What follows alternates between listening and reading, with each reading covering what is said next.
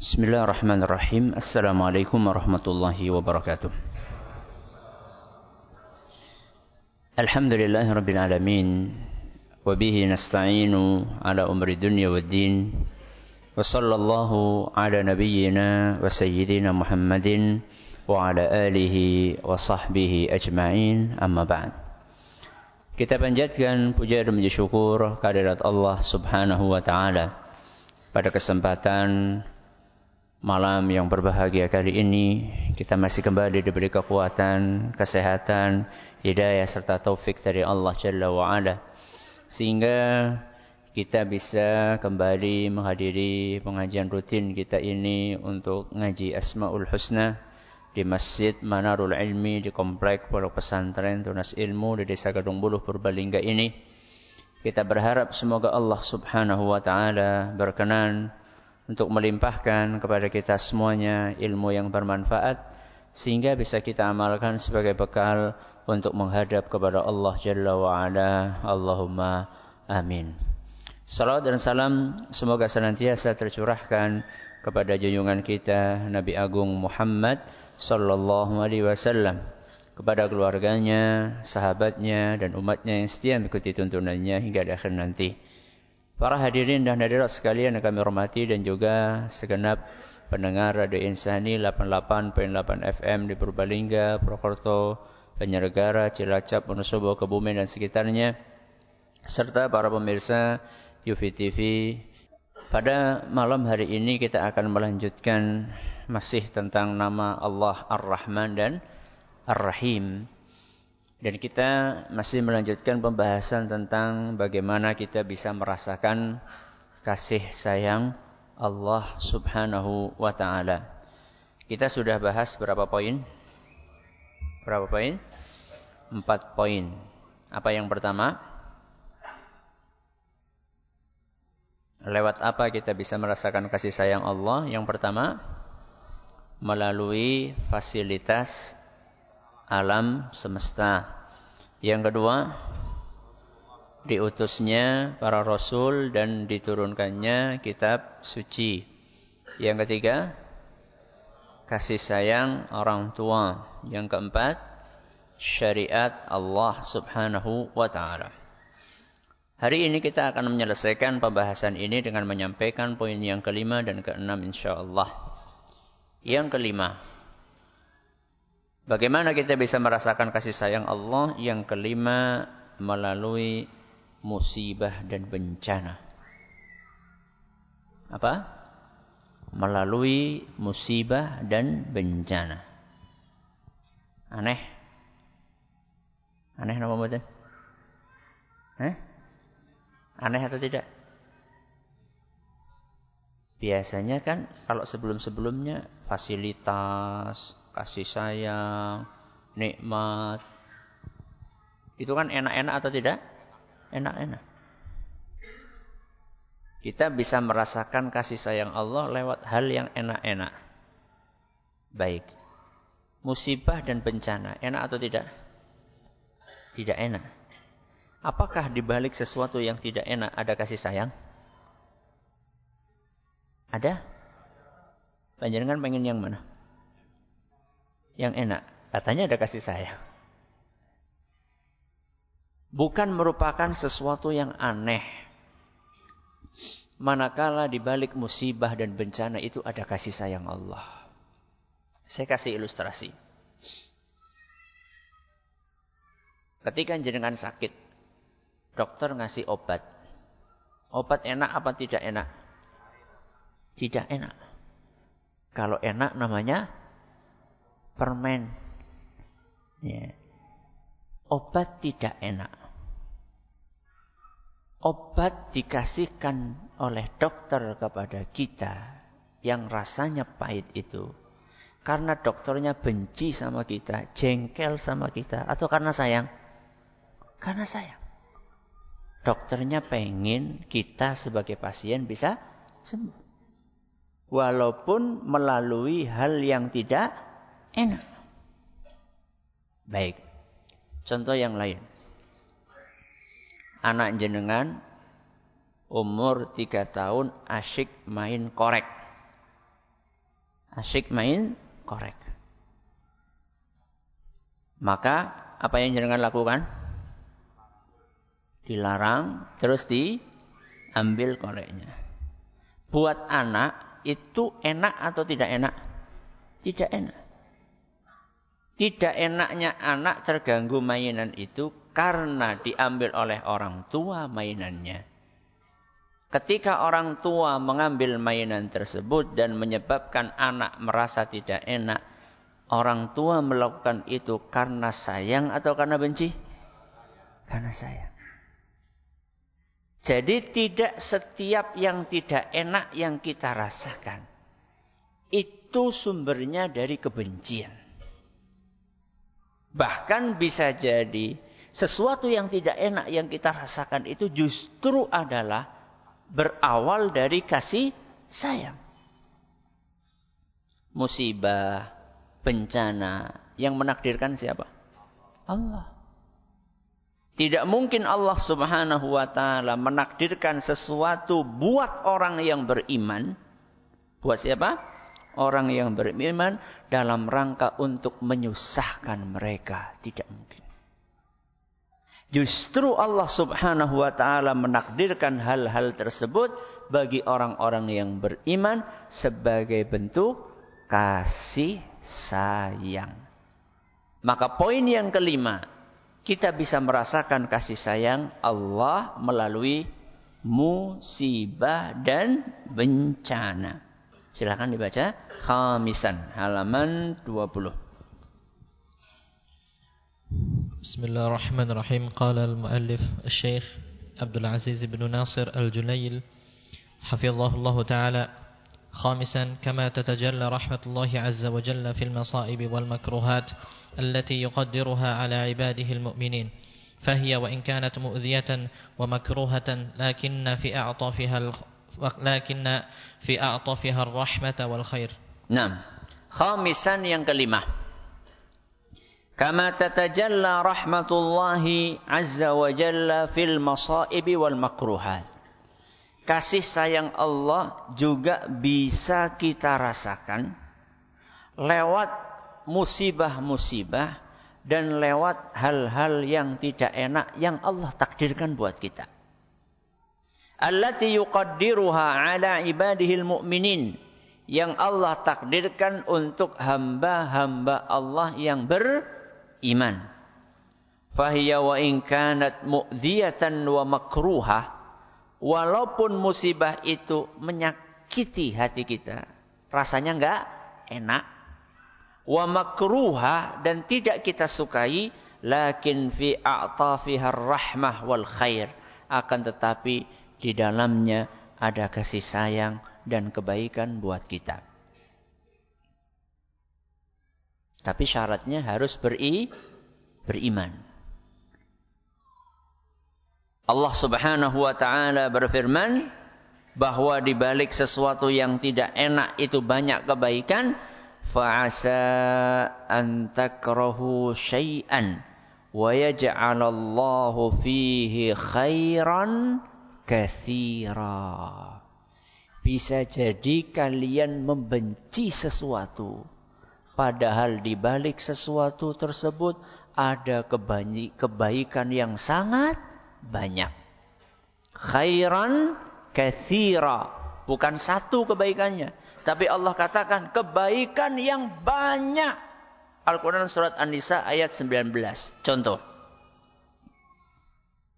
panjenengan sudah mengincar seorang wanita untuk jenengan nikahi, bunga desa.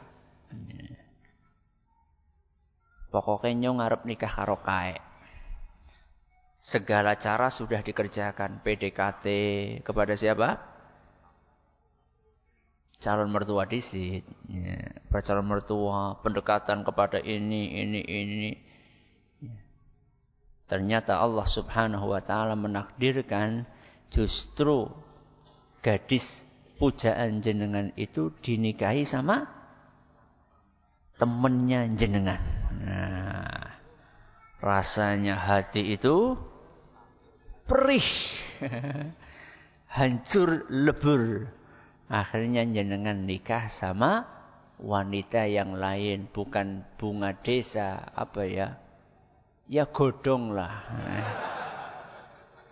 Daun desa. Bukan apa? Bunga desa. Panjenengan pun gak semangat ketika nikah. Karena bayangannya sudah nikah sama si A. Ternyata nikahnya sama si B. Akan tetapi dengan berjalannya waktu. 1 tahun, 2 tahun, 3 tahun, 4 tahun. Mulai tersingkap. Bahwa ternyata Allah itu sayang kepada jenengan. Ternyata yang bunga desa tersebut ternyata tipe bukan wanita yang soleha. Na'udzubillah min dzalik, mungkin selingkuh, ya. Mungkin selalu merasa kurang. Dan itu jenengan tahu sendiri. Lewat siapa? Lawang kancane, Bu. Yang nikah sama wanita itu kan temannya jenengan. Dan temannya jenengan itu curhat sama jenengan. Wah, jan bojoku. Diwehi pira-pira bae kurang. Sedangkan godong desa yang jenengan nikahi tadi, diwehi pira bae manut. Mulai tersingkap. Ya. Bahwa ternyata di balik takdir Allah yang tidak enak tersebut, banyak kebaikan-kebaikan yang Allah inginkan untuk diberikan kepada kita. Seandainya, Seandainya ternyata kita belum bisa merasakan kebaikan itu di dunia, maka ingat, kita akan merasakan kebaikannya di mana? Di akhirat. Sehingga orang-orang yang beriman, seberat apapun musibah yang Allah berikan kepada dia, yang Allah timpakan kepada dia, dia akan tetap bisa menghadapi musibah itu dengan hati yang tegar, dengan jiwa yang lapang. Seberat apapun musibahnya. Apalagi cuma karena rizkinya agak seret. Agak apa? Seret. Agak seret berarti kan masih ada, tapi seret. Tapi kecil, masih ada. Apalagi cuma itu saja.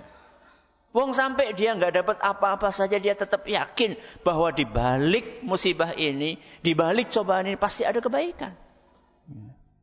Bukan hanya masalah ekonomi, termasuk sakit.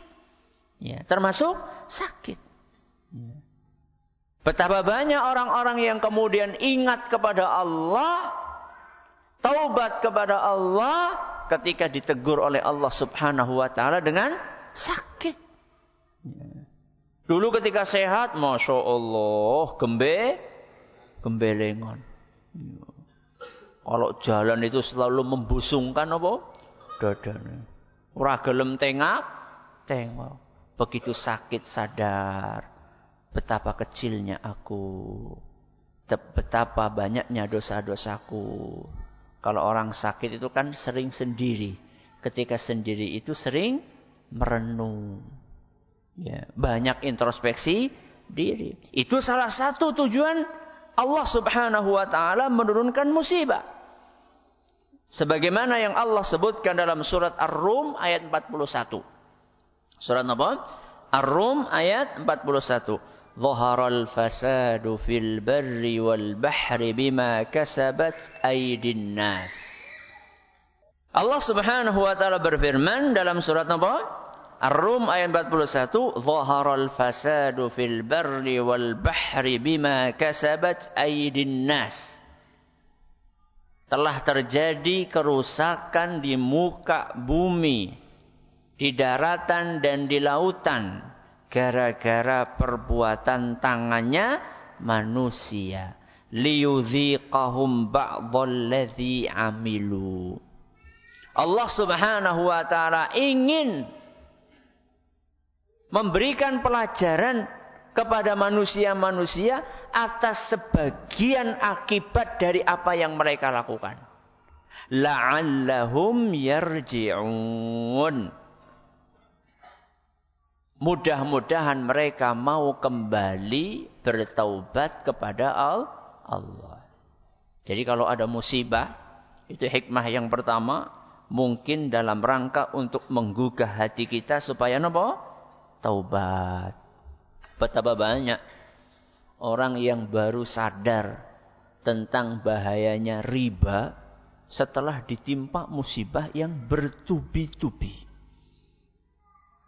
Bisnis gagal, ya. Anak masuk rumah sakit, istri kena penyakit ini, penyakit itu, anak nomor sekian kecelakaan.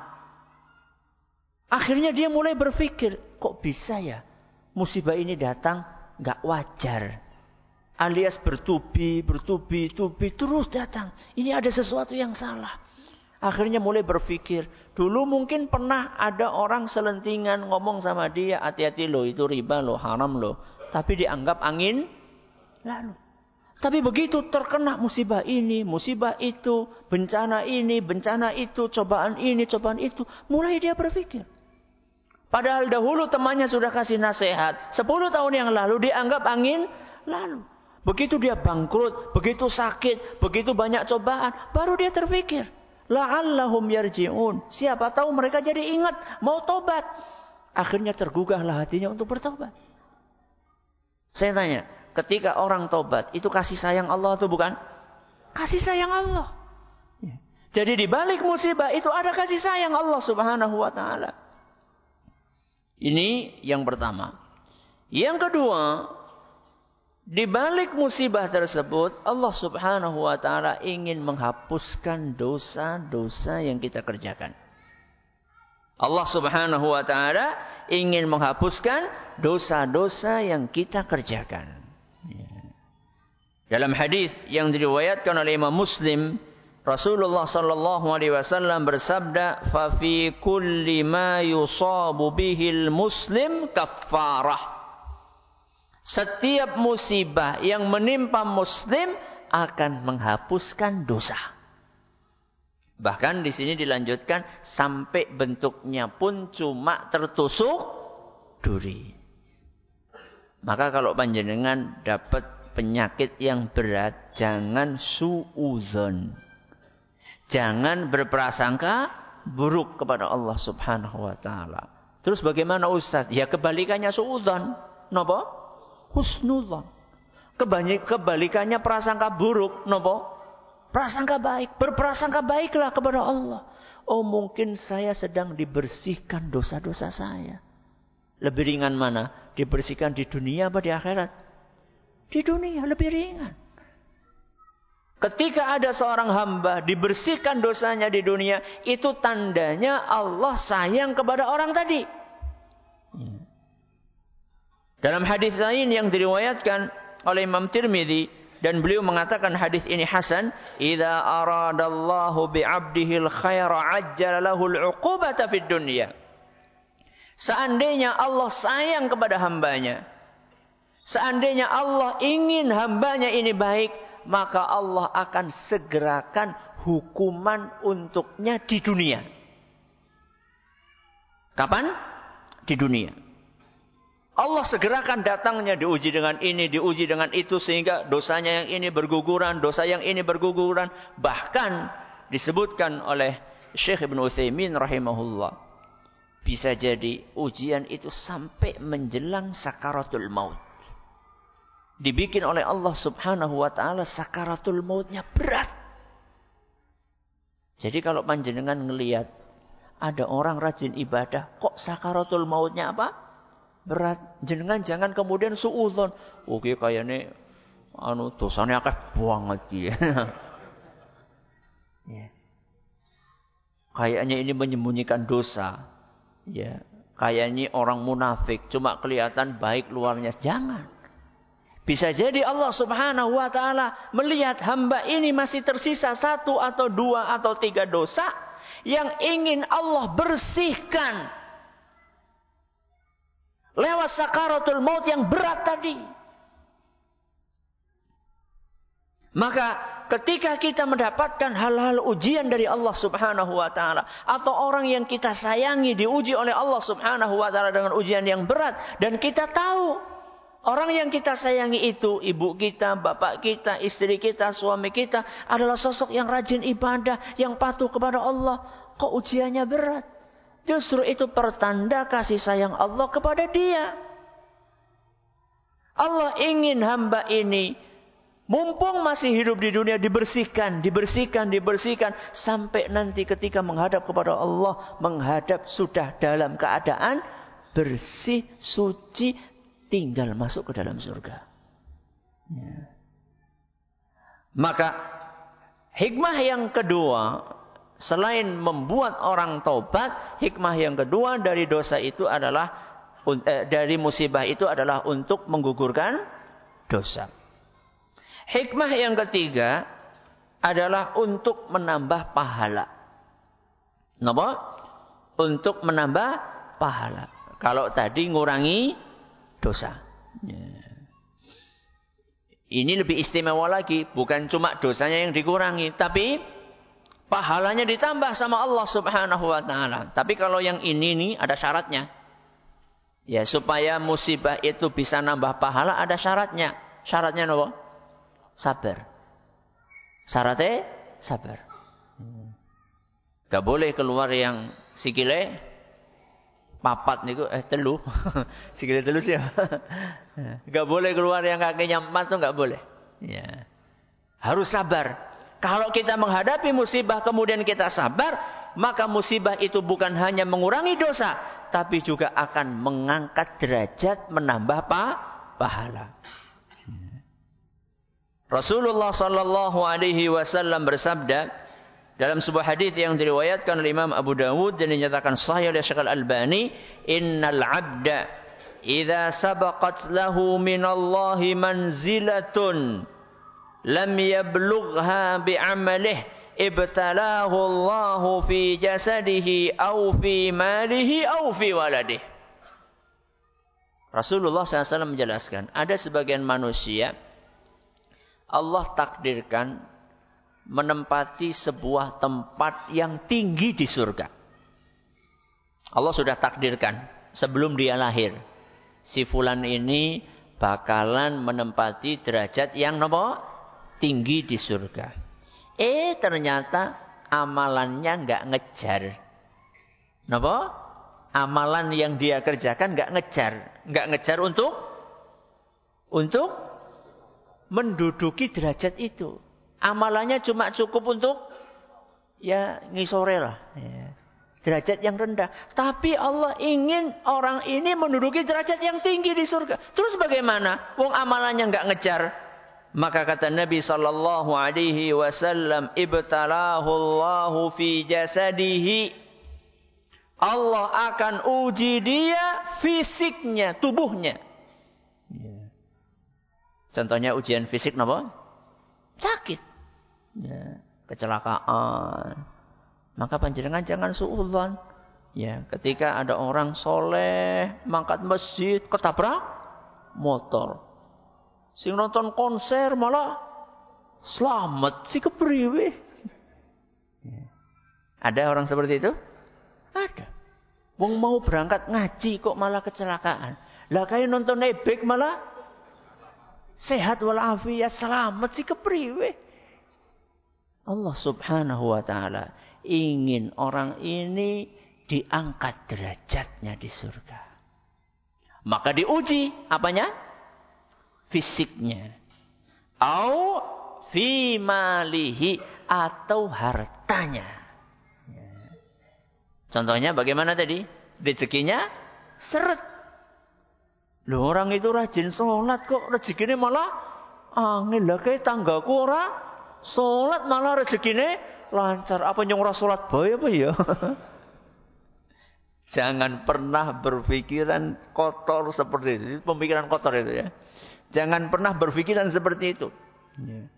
Karena Allah Subhanahu wa taala barangkali menginginkan dari kita derajat yang tinggi di surga. Amalan kita biasa-biasa saja. Maka sama Allah Subhanahu wa taala dikasih ujian.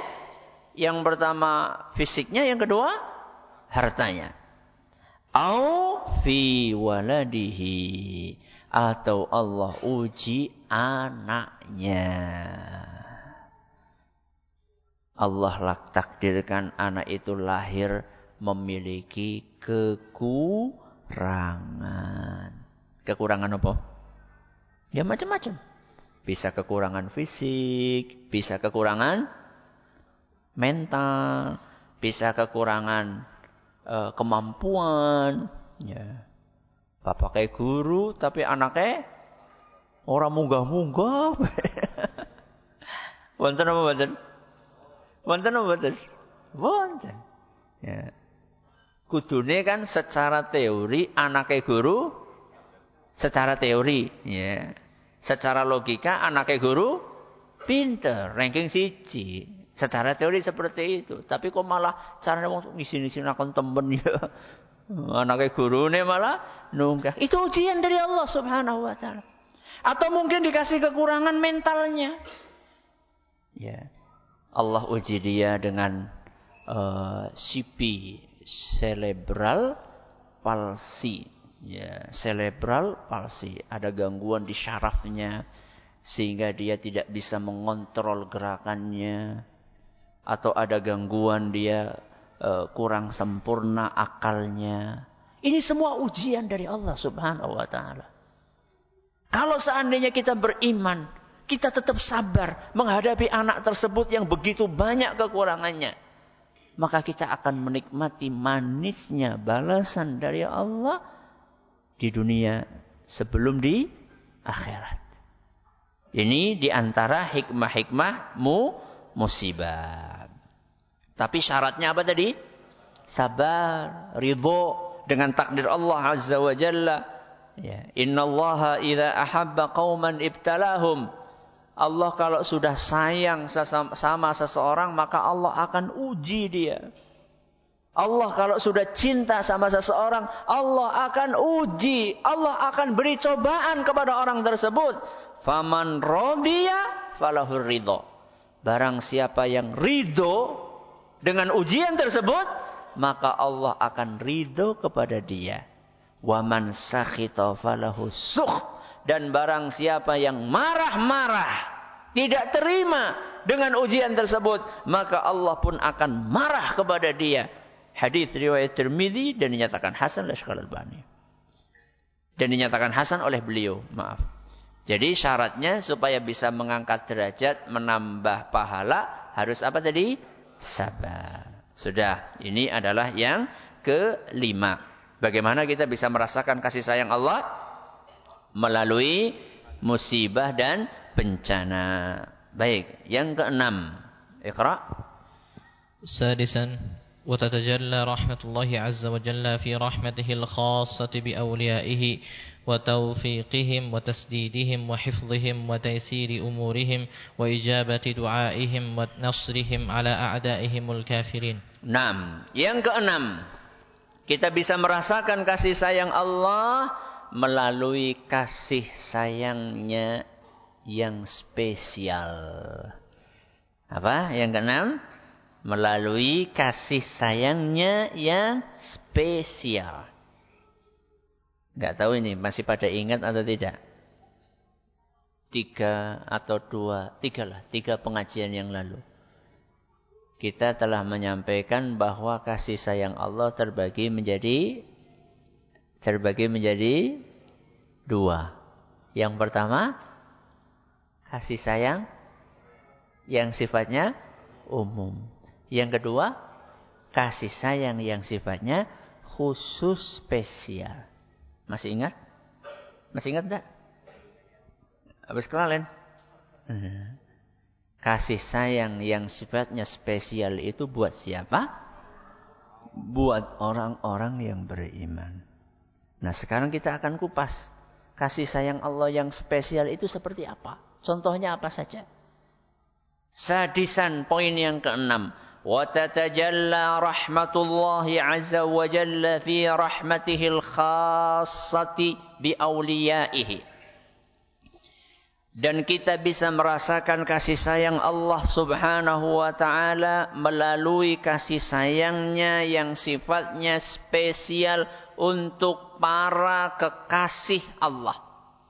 Untuk para wali Allah. Siapa kekasih Allah? Siapa kekasih Allah? Ya orang yang beriman. Ala inna awliya Allahi la khawfun alaihim wa lahum yahzanun alladzina amanu wa kanu yattaqun. Sesungguhnya para wali Allah itu adalah orang-orang yang beriman. Orang-orang yang bertakwa. Jadi panjenengan bisa enggak jadi wali Allah? Saged napa mboten? Walaupun bukan keturunan wali? Walaupun bukan keturunan wali? Walaupun. Ya. Enggak mesti untuk jadi wali itu harus syaratnya keturunan wali. Mungkin atau tidak petani jadi wali? Mungkin. Wali napa? Ya minimal wali murid. Gue sih kabeh. Waliullah maksudnya. Kekasihnya siapa? Allah. Mungkin. Semuanya berpeluang. Yang penting beriman. Ya. Kalau orang sudah beriman, maka Allah Subhanahu wa taala akan limpahkan kasih sayang kepada mereka yang sifatnya spesial kasih sayang itu. Hanya diberikan kepada makhluk-makhluk istimewa, tidak kepada sembarang orang. Apa bentuknya? Wa taufiqihim wa tasdidihim. Allah berikan taufik. Allah berikan hidayah. Allah luruskan langkah-langkah dia di dunia. Itulah kasih sayang yang sifatnya spesial. Mau berjalan ke tempat yang tidak baik sama Allah Subhanahu wa taala dibelokkan kemana? Ke tempat yang baik. Ya. Dari rumah sudah niat, ya. Arab nonton apa mau? Epic. Ya. Sudah niat, Gus. Niat banget wis remang. Ternyata nggak tahu di jalan kok menggoknya salah. Harusnya belok kiri kok belok kanan. Kesasar. Kesasar kemana? Masjid Manarul Ilmi. Wis kadung masuk. Sudah kadung masuk ke sini. Nggak bisa keluar. Aduh priwe ya wis apa-apa lah. Ya. Ada orang seperti itu cerita sama saya. Kejadian nyata itu. Gak ada niat untuk hadir pengajian. Ya, niatnya cuma pengen sholat maghrib. Gitu aja. Cuma pengen sholat maghrib. Di Masjid Agung Purbalingga. Karena dia berangkatnya agak gasik, maka dia dapat di depan. Dia dapat di depan atau di tengah-tengah lah. Ya, depan. Begitu selesai sholat, tengok kanan, aku izin loh nek arep apa? Arep menyat. Akhirnya terjebak. Terjebak di tengah pengajian. Subhanallah. Awalnya dia, aduh kepriwe ya, aku sarep balik. Akhirnya dia tetap duduk, kok enak ya pengajiannya ya. Akhirnya besoknya datang lagi sampai sekarang. Ya. Itu namanya terjebak dalam kebaikan. Ya. Jadi kalau jenengan terjebak dalam kebaikan, jangan melawan. Jangan apa? Melawan. Kecuali kalau terjebak dalam kejelekan, lawan. Ya, terjebak di tengah-tengah orang lagi nonton konser, lawan. Ya, maksudnya pindah keluar, jangan malah di situ. Lah, mau terjebak karo nonton. Itu namanya bukan terjebak, itu namanya menikmati. Ya, wa tasdidihim, dan dikasih jalan yang lurus sama Allah. Wa hifdzihim, dan dijaga sama Allah. Dijaga sama Allah Subhanahu wa taala. Ketika akan melakukan perbuatan maksiat, dijaga sama Allah. Ketika ada orang ingin berbuat jahat kepada dia, dijaga sama Allah Subhanahu wa taala. Wa inna 'alaikum lahafidhin. Sesungguhnya kalian itu dijaga oleh malaikat-malaikat penjaga. Sehingga orang-orang yang beriman itu dijaga terus sama Allah Subhanahu wa taala. Ada orang mau berbuat jahat, apalagi dia rajin zikir pagi sore. Ya.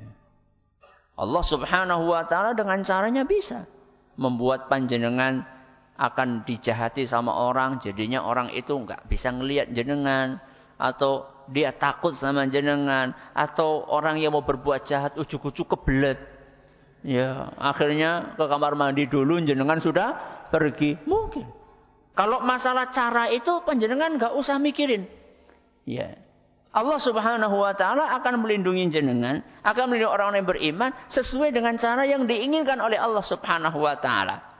Ya, ini adalah contoh kasih sayang yang sifatnya spesial. Wa taysiri umurihim, dan dimudahkan urusannya. Napa? Dimudahkan urusannya. Allah berfirman di dalam Al-Qur'an surat At-Talaq. Surat apa? At-Talaq ayat 4. Surat At-Talaq ayat 4. Wa may yattaqillaha yaj'al lahu min amrihi yusra. Barang siapa yang bertakwa kepada Allah akan dijadikan urusannya yusra. Apa artinya yusra? Mudah. Ya. Daftarkan anak mudah, ngelamarkan mudah, rezeki mudah, apa-apa mudah sama Allah Subhanahu wa taala. Syaratnya apa? Takwa. Makanya banyak orang-orang yang kita heran sama orang tersebut. Kita lihat kerjanya ya orang terlalu ngoyo. Ya, kerjanya enggak terlalu mati-matian, tapi rezekinya mudah sekali buat dia. Ya. Karena dia bertakwa kepada Allah Subhanahu wa taala. Akhirnya sama Allah Subhanahu wa taala dikasih rezeki begitu mudahnya. Ya. Ada sebagian ulama itu memberikan perumpamaan dunia itu seperti bayangan. Seperti apa? Bayangan. Kalau dikejar semakin lari, kalau kita tinggalkan mengikuti. Seperti apa? Bayangan. Coba jenengan tangkap bayangan yang jenengan. Bagaimana? Sekencang apapun kita lari, dia akan semakin kencang. Sebaliknya, kalau kita tinggalkan, kita taruh di belakang, maka dia akan ngejar kita. Oh, berarti ini kita rasa kerja Ustaz. Ya udah. Bukan itu maksudnya. Akan tetapi jangan kita jadikan kehidupan kita hanya untuk ngejar dunia. Itu maksudnya. Ketika kita sibukkan diri kita untuk beribadah kepada Allah, kerja pun niatnya untuk ibadah. Saya kerja supaya apa? Supaya bisa punya duit. Buat apa duitnya? Buat nafkah anak istri. Kalau lebih, buat sedekah. Kalau lebih lagi, buat infak. Kalau ini lagi, terus gitu niatnya seperti itu. Allah akan berkahi rizki kita. Ya. Makanya ada sebagian sahabat dahulu ketika turun ayat perintah untuk sedekah, mereka nggak punya duit. Apa yang mereka lakukan? Nguli. Apa? Nguli. Jadi kuli. Kuli apa? Kuli panggul di pasar. Terus setelah dapat duit, disedekahkan. Yang mriki wonten kados niku? Ora duwe duit nguli yo nggo dewek yo. Some. Masa nggak orang lain? Itu namanya mencari rezeki, bekerja untuk beribadah. Kemudian kelanjutannya wa ijabati du'aihim, dan Allah akan kabulkan doa mereka. Jadi di antara rahmat kasih sayang Allah yang sifatnya spesial untuk orang yang beriman, Allah akan mudahkan terkabulnya doa mereka. Dalam hadis yang diriwayatkan oleh Imam Muslim, Nabi kita sallallahu alaihi wasallam bersabda, "Rubba ash'ath madfu'un bil abwab, law aqsama 'ala Allah la abarrah." Kata Nabi SAW, ada manusia yang penampilannya sederhana, bahkan mungkin relatif lusuh penampilannya. Di mana-mana diusir. Ya, di mana-mana diusir. Kalau mau bertamu dikira mau minta-minta, padahal mau silaturahim. Ya. Di mana-mana ditolak. Mau datang ke sana ditolak, datang ke sini ditolak. Enggak ada yang menyambut dia. Lau aqsama 'ala Allahi la abarrah. Seandainya dia berdoa kepada Allah, pasti dikabulkan sama Allah. Kenapa? Karena kedudukan orang tersebut yang spesial di sisi Allah. Maka ketika kita melihat orang itu, jangan cuma dari apanya? Fisiknya. Ya. Ada orang-orang yang mungkin penampilannya sederhana. Tapi ini walinya Allah. Tapi ini kekasihnya Allah. Kenapa? Karena kesolehannya.